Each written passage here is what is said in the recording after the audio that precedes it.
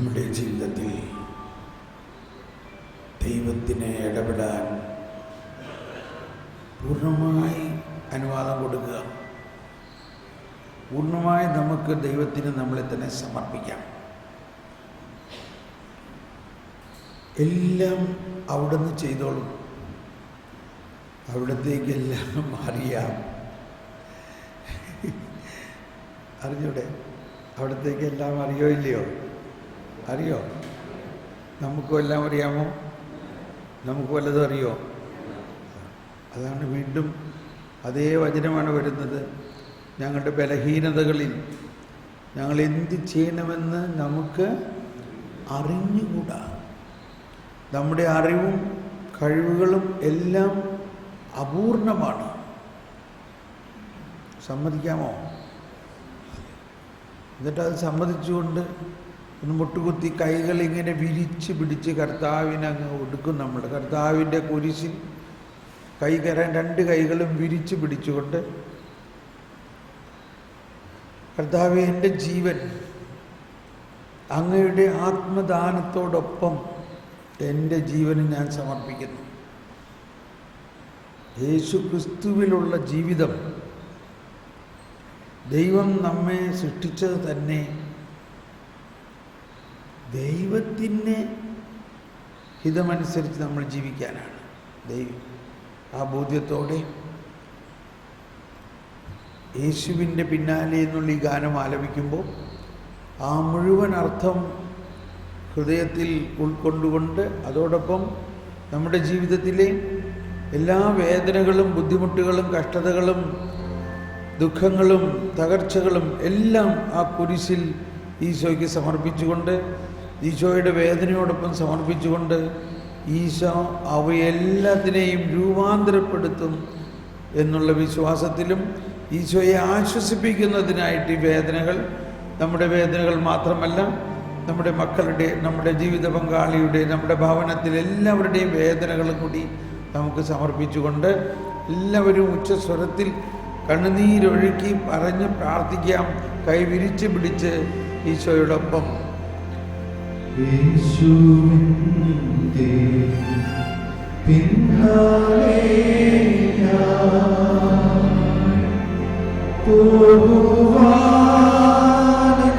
പോകുവാനാത്മാവിൽ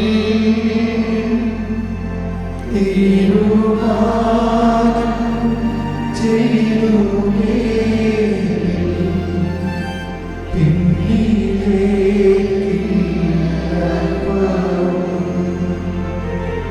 യേശുവിന്റെ പിന്നാലെ തീരുമാനം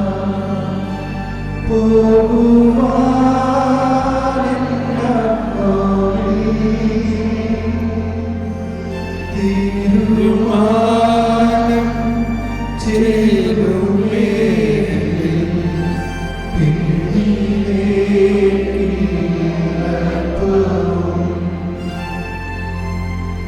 എന്റെ പിന്നിൽ ലോകമാണ്,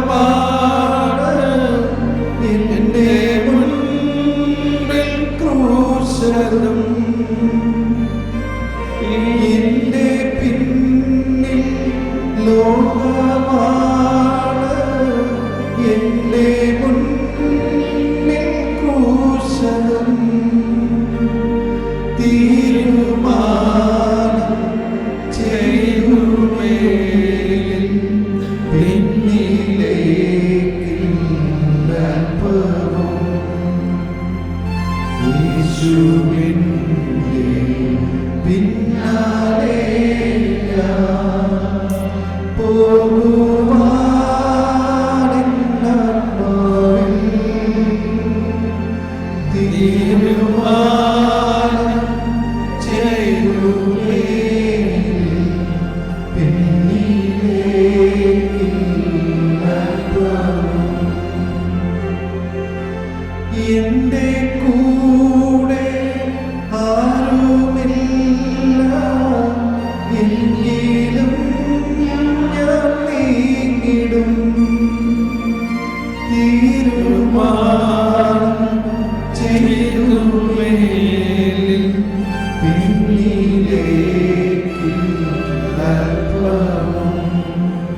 എല്ലാവരും. എന്റെ കൂടെ ആരുമില്ല എങ്കിലും ഞാൻ തീരും തീരുമാനം ചെയ്തുമേ പിന്നിലേക്കും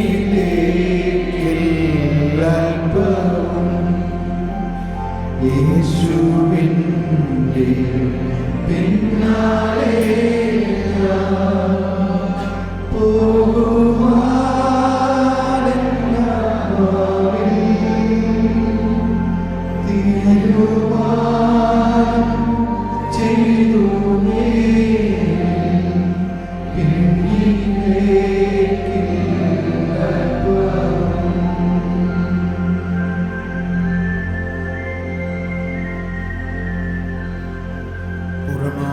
സമർപ്പിച്ചുകൊണ്ട് സ്വതന്ത്രമായി സ്തുതിച്ച് ഭാഷാവരത്തിൽ സ്തുതിച്ച് പ്രാർത്ഥിക്കാം.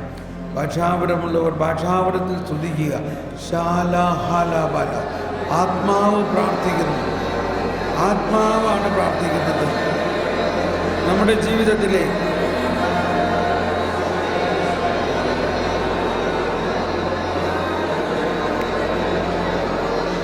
എല്ലാ പ്രശ്നങ്ങൾക്കും പരിഹാരമുണ്ട്.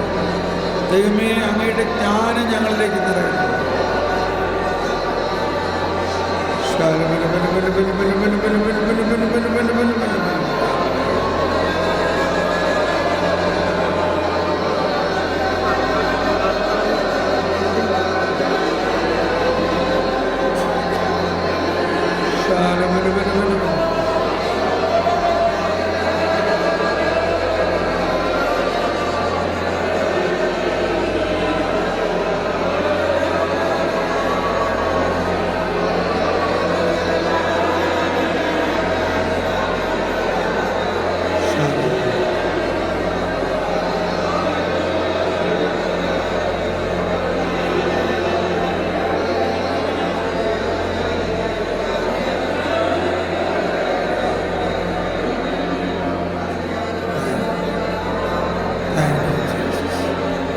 Thank you, Jesus.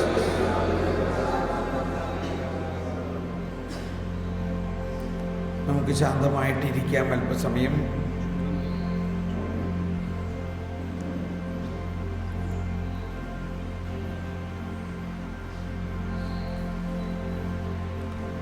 നമ്മളിപ്പോൾ ഇന്നത്തെ ദിവസം മുഴുവൻ ഒരുപാട് കാര്യങ്ങൾ കേട്ടു. ഒരുപാട് കാര്യങ്ങൾ കേട്ടിട്ട് തല നിറഞ്ഞിരിക്കണമാതിരിയല്ലേ? അത് നമ്മളിലിങ്ങനെ സിങ്കാകാൻ, നമ്മളിൽ നിന്ന് ലയിച്ചു ചേരാനാണ് ഇപ്പോൾ നമ്മളിവിടെ ഇരിക്കുന്നത്.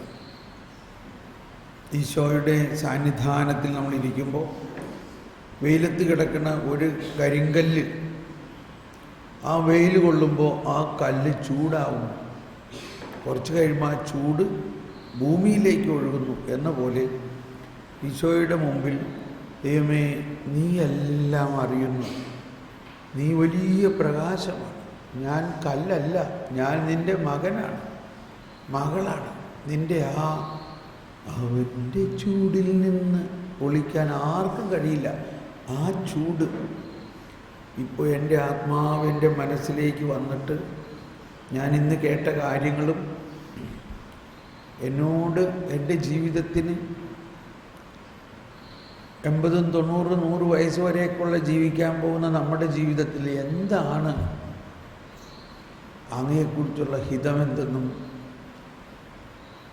യുഗാന്ത്യത്തെക്കുറിച്ചൊക്കെ നമ്മളിപ്പോൾ കേട്ടു. ആ ഭയമെല്ലാം എടുത്ത് മാറ്റി വളരെ മനോഹരമായ ഒരു അവസ്ഥയായിരിക്കും യുഗാന്ത്യം. വളരെ മനോഹരം. രാജാവ്, രാജകുമാരി, മണവാളൻ, മണവാട്ടി, അപ്പോൾ ഇതെല്ലാം നമ്മുടെ ഉള്ളിൽ ഭീതി കലർന്ന യുഗാന്ത്യം എന്നുള്ള ഒരവസ്ഥയാണ്. അതിനു പകരം പ്രീതി കലർന്ന യുഗാന്ത്യം. അതോടൊപ്പം ദൈവത്തിൻ്റെ ജ്ഞാനത്തിലൂടെ മാത്രമേ നമുക്ക് ഈ രഹസ്യങ്ങൾ മനസ്സിലാകൂ. അപ്പോൾ കുറച്ച് സമയം ശാന്തമായി ഇരുന്നിട്ട് ഈശോ തന്നെ നമ്മളിൽ പ്രവർത്തിക്കാൻ നമ്മളെ അങ്ങ് വിട്ടുകൊടുക്കുക. അപ്പോൾ കുറച്ച് സമയം ഞാൻ ഒന്നും മിണ്ടില്ല, നിങ്ങൾ തന്നെ പരിശുദ്ധാത്മാവ് തന്നെ നിങ്ങളെ നയിക്കും.